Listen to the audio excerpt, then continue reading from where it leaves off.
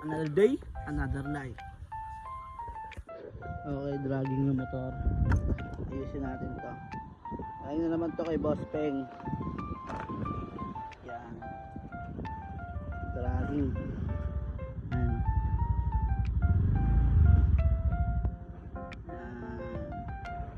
Dragging yan, dragging. Ang maayos natin, bili muna tayong langis, change oil. Let's go, gamitin muna natin to. Anong practice natin?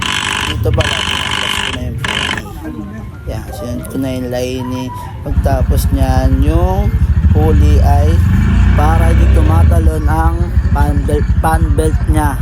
Yan, nilila ko na maayos. Pagtapos nyan, sinunod ko na rin yung tingnan natin kung ano sinunod. Yan, nag-video pa ako yan. Yung pulley ulit, niliha ko lang ng niliha hanggang gumanda yan. Ganyan po yung itsura nya.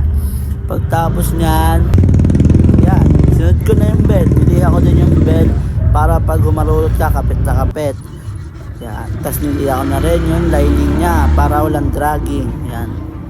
Tapos yung lagayan ng ng lining, lagyan nyo ng grasa para maganda yung buka ng lining. Yan, pina-under ko na, tinitingnan ko kung may dragging pa ba. Yan, tinitingnan ko mabuti. Tingnan nyo na mga sedi na gumagalaw sa side mirror, hinahampas ko na. Kung gusto nyo, punta kayo dito, hampasin ko mukha nyo. Yan. Yan.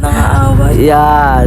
Tapos niya, tinesting ko. Yan, tinesting ko para kung masira ulit, pwede ibalik sa akin. Anti warranty sa akin pag nasira ulit yung gawa ko. Yan.